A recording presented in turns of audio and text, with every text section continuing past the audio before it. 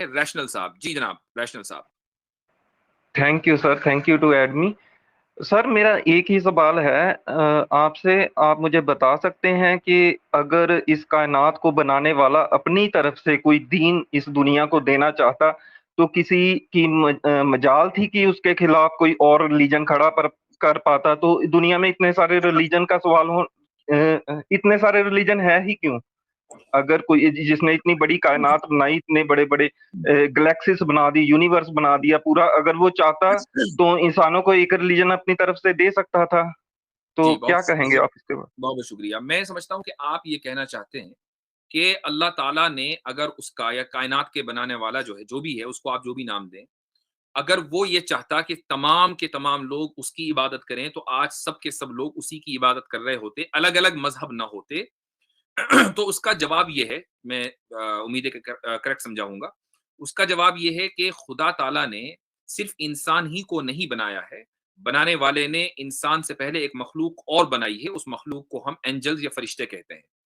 فرشتوں کے بارے میں خدا تعالیٰ نے یہ فیصلہ کیا کہ ان میں الگ الگ مذہب نہیں ہوں گے، ان میں ایک ہی دین ہوگا جس دین کی بنیاد پر یہ خدا کو مانیں گے اور اس کی عبادت کریں گے. تو فرشتوں میں آپ کو ایک بھی ڈس بلیور نظر نہیں آئے گا، سارے کے سارے خدا کو ماننے والے ہیں. لیکن انسان کو خدا تعالیٰ نے یہ طاقت دی ہے کہ وہ صحیح راستے کے اوپر بھی چلے، اور یہ طاقت بھی دی ہے کہ وہ غلط راستے پر بھی چلے. اور اس کی وجہ یہ ہے کہ فرشتوں کو فری ول نہیں دی گئی ہے، انسان کو فری ول دی گئی ہے. جب آپ کو فری ول ملتی ہے تو اور آپ کو صحیح راستہ بھی بتا دیا جاتا ہے اور فری ول بھی دی جاتی ہے، تو ایسا ہو سکتا ہے کہ آپ اس راستے کو چھوڑ کر غلط راستے پر چلیں. مثال کے طور پر آپ اگر، مجھے نہیں پتا کہ آپ کہاں رہتے ہیں، انڈیا میں کہیں اور، مثلا آپ انڈیا میں رہتے ہیں اور آپ مجھ سے پوچھیں کہ بھائی میں دہلی سے ممبئی جانا چاہتا ہوں، راستہ کون سا ہے، میں آپ کو ہائی وے کا نام بتا دوں کہ آپ اس ہائی وے پر چلے جائیں. آپ کو میں مجبور نہیں کر سکتا، میں صرف صحیح راستہ بتا سکتا ہوں. آپ دوسرا ہائی وے پکڑ کر جو ہریانہ جا رہا ہوگا، پنجاب جا رہا ہوگا، وہ بھی لے سکتے ہیں اور آپ ہریانہ پنجاب پہنچ جائیں گے سوچتے ہوئے کہ میں شاید ممبئی پہنچ جاؤں گا، لیکن آپ کبھی پہنچیں گے نہیں، چونکہ آپ کو فری ول حاصل ہے. تو انسان کو فری ول حاصل ہے اور صحیح راستہ بھی خدا کی طرف سے بتا دیا گیا ہے. اس لیے الگ الگ مذاہب دنیا کے اندر ہو گئے ہیں، لیکن اللہ تعالیٰ کو قدرت تھی خدا کو کہ وہ تمام کے تمام انسانوں کو اپنی بندگی کے اوپر لگا دیتا، جس طریقے سے اس نے فرشتوں کو لگایا ہے. تو سر پھر وہ کامیاب کیوں نہیں ہوئے اب تک؟ کون؟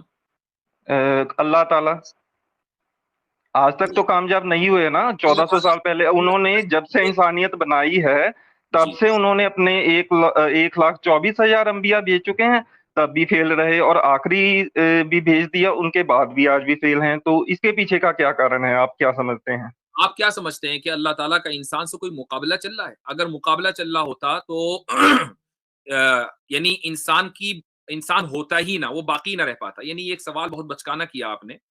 دیکھیے اب اگر آپ مثلا ایک اسکول کے سیٹ اپ میں بیٹھے ہوئے ہیں اور آپ کا ایک ایگزامینر آپ کو ایگزام دے رہا ہے، یعنی ایگزام کا پیپر اس نے دیا اور اس میں کچھ بچے پاس ہو گئے، کچھ بچے فیل ہو گئے، تو آپ یہ کہیں گے کہ یار یہ تو ایگزامینر کتنا خراب آدمی ہے، بچے جو ہے اس کی کلاس میں فیل ہو گئے. بھائی آپ نے غلط آنسرز چنے، آپ نے غلط آنسرز دیے، اس لیے آپ فیل ہوئے ہیں. جنہوں نے صحیح آنسرز چنے وہ پاس ہو گئے. تو یہ ہماری غلطی ہے، انسان کی غلطی ہے کہ وہ صحیح راستے پر نہیں چلتا، غلط راستے کا انتخاب کر لیتا ہے.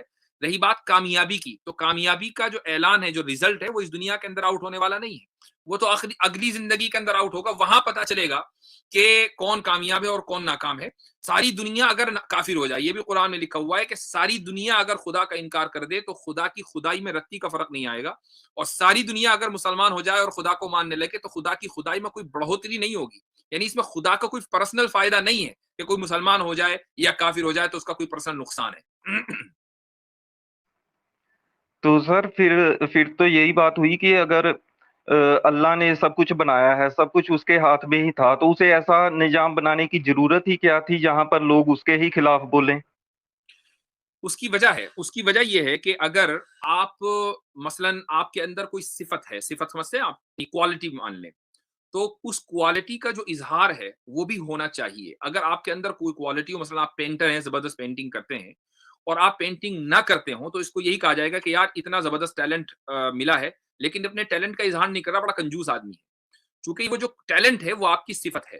اللہ تعالیٰ کی بہت ساری صفات اور کوالٹیز ہیں، پراپرٹیز ہیں. ان کوالٹیز میں سے ایک کوالٹی ہے عدل. عدل کے معنی ہے انصاف کرنا. اسی طریقے سے ایک کوالٹی ہے خلق. خلق کے معنی ہے تخلیق کرنا، یعنی کریشن کرنا.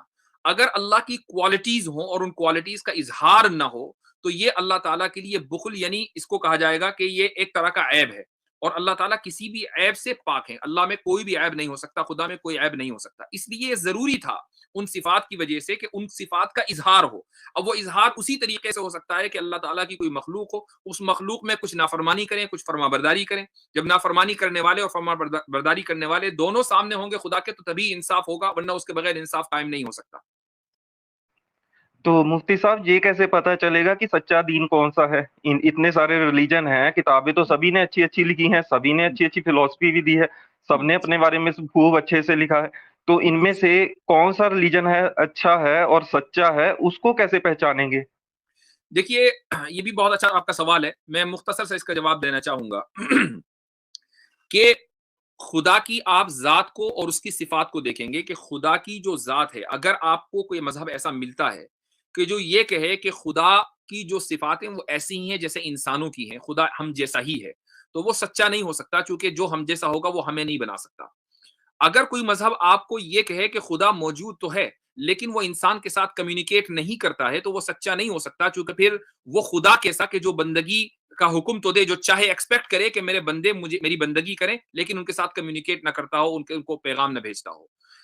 مذہب وہی ہے کہ جو ایک خدا کے اوپر، چونکہ خدا بہت سارے نہیں ہو سکتے، ہوں گے تو آپس میں لڑ جائیں گے اور یہ دنیا جو ہے اس کا وناش ہو جائے گا، تو خدا مذہب وہ ہے کہ جو ایک خدا میں بلیو کرتا ہو اور جو اس کی صفات کو، ایسی صفات کو مانتا ہو جو بندوں کے اندر نہ ہو بلکہ بندوں سے بدرجہ بہتر ہو، اور اسی طریقے سے وہ اس خدا کے اندر کمیونیکیشن مانتا ہو کہ اس نے بندوں کے ساتھ کمیونیکیٹ کیا ہے اور اپنا پیغام بھیجا ہے، اور وہ مذہب کے جو اچھائی کا حکم دیتا ہو، جو برائی سے روکتا ہو، وہ مذہب صحیح مذہب ہے۔